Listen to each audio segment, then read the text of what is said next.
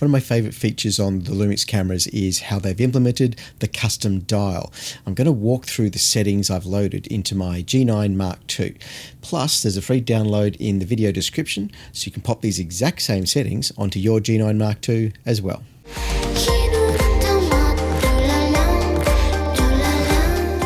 If you've never used a custom dial on a Lumix camera before, I think you're in for a treat today. It's an essential part of my workflow as a photographer and allows me to be ready to respond to different opportunities and different light in a split second. It's a very powerful feature. The concept is pretty simple. The first step to making a custom setting to use later is usually to stay away from the custom dial itself and simply configure the camera in the way you want to use it. Choose your shutter priority or aperture priority or manual or whatever. Change all the settings you want locked in, and only then do we dive into the menu. What we're looking for is the option to save the current setup onto a custom setting. The dialog is pretty straightforward here. Once we've used the menu to save the setting, now we can think about using that setting for captures.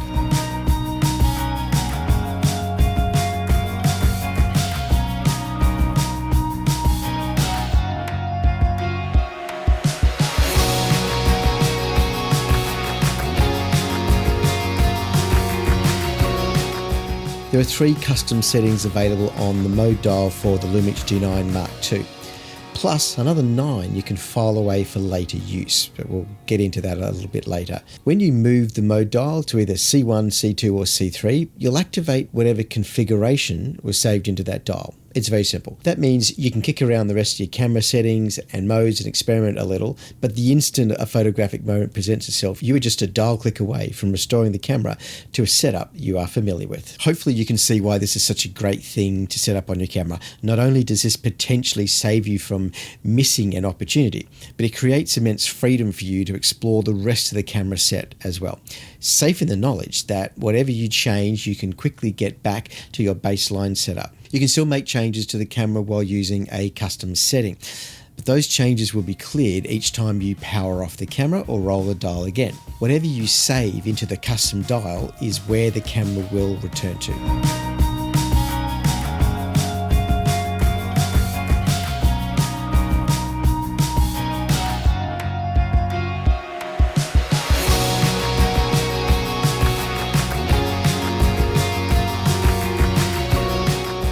In my case, the baseline I'm using most of the time is going to be as follows. Aperture priority at f2, auto ISO minimum shutter at 1/200th of a second, single zone autofocus, continuous burst set to medium, and raw file. I always shoot raw. There are in fact a lot of things you can lock down with a custom setting. Things you may not routinely think about even.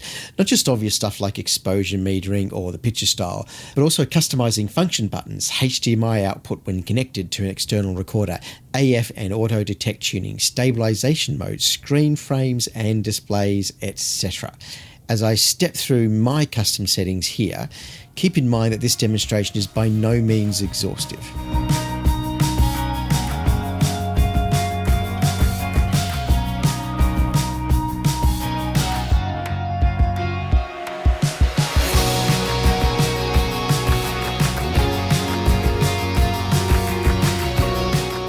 As we just talked about, my default shooting mode is usually something close to wide open in aperture priority.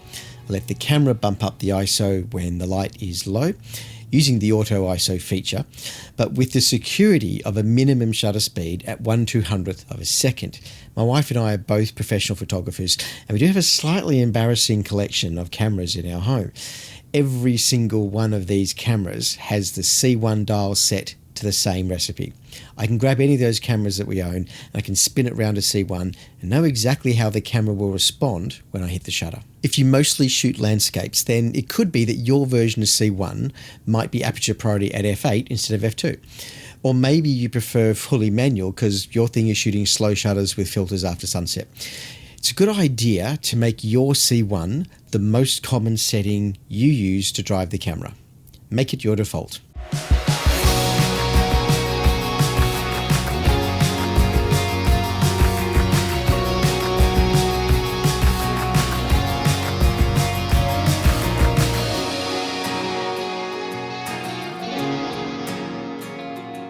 Until recently, my C2 setting was always the same at C1, just with the aperture bumped up to f8 for landscapes. But in fact, it's pretty easy just to change the aperture dial when I need to, and I am a stickler for the bokeh at f2 anyway, so I wasn't going there very often.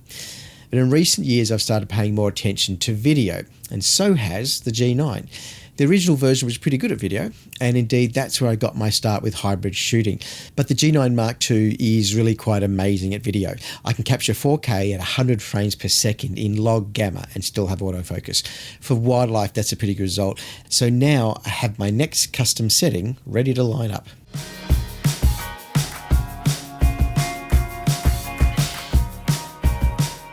The original G9 was amazing for birds and actually reignited my passion for wildlife photography. The Mark II is even better, and it's wrapped inside the newer body. That body is exactly the same as the S5 Mark II, and I'm going to tell you why that's such a huge win, because I want to travel with both of these cameras. So having matching camera bodies with the same dial and the same batteries and the same menus is just fantastic. The only thing you can't do is move the lenses between the S series and the G series. So this is a long-winded way of saying the G9 Mark II is my birding camera. So let's configure the C3 setting for exactly that. I want a little faster shutter for birds than my usual configuration, and the continuous burst setup needs to be more aggressive too. I'll also update one of my function buttons to give me quick access to the AF near shift feature. This is a super powerful feature when trying to focus on a bird that's obscured by foliage and the camera's already got a lock on something behind the bird. Without removing my eyes from the viewfinder, I can hold down that function button and I can watch it drive the autofocus exactly where I need it.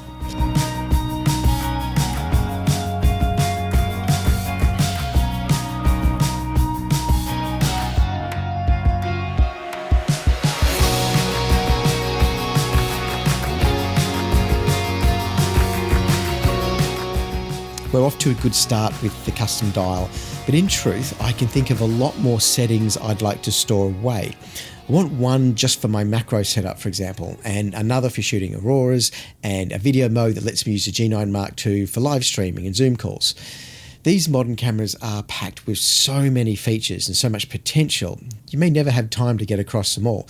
So having only 3 custom settings to store configurations into would clearly not be enough. That's why the C3 dial on the G9 Mark II can be reassigned to use other custom configurations already saved in the camera.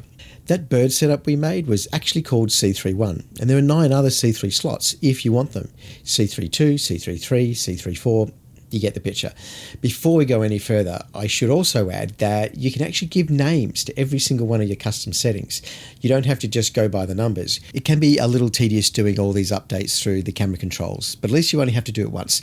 And actually, if you download my copy of the setup we're working on today, then all this is already done for you anyway.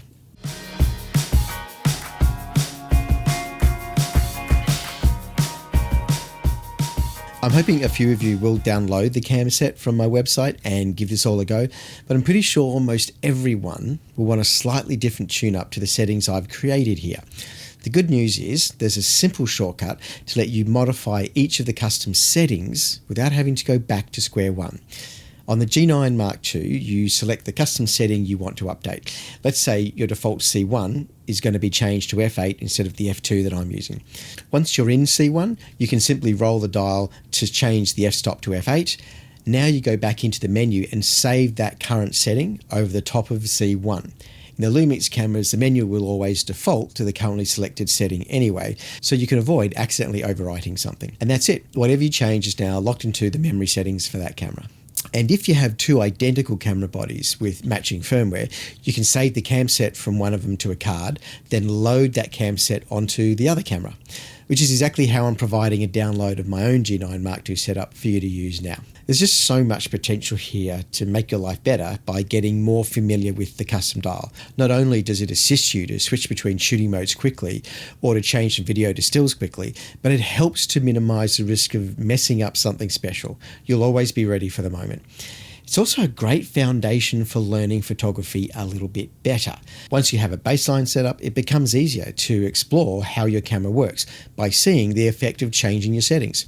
You can try out the exposure compensation or auto exposure lock or different focus modes, and by changing one thing at a time and stepping back to your baseline, you can more easily learn what's happening and understand how your camera works. A camera like the G9 Mark II is a very complicated object, bristling with features and hidden functions. Gaining control of that custom dial will help you tame the beast, and there's a download below just waiting for you to help you get started on your journey. Thank you for joining me today. Please hit that like button and have a great day.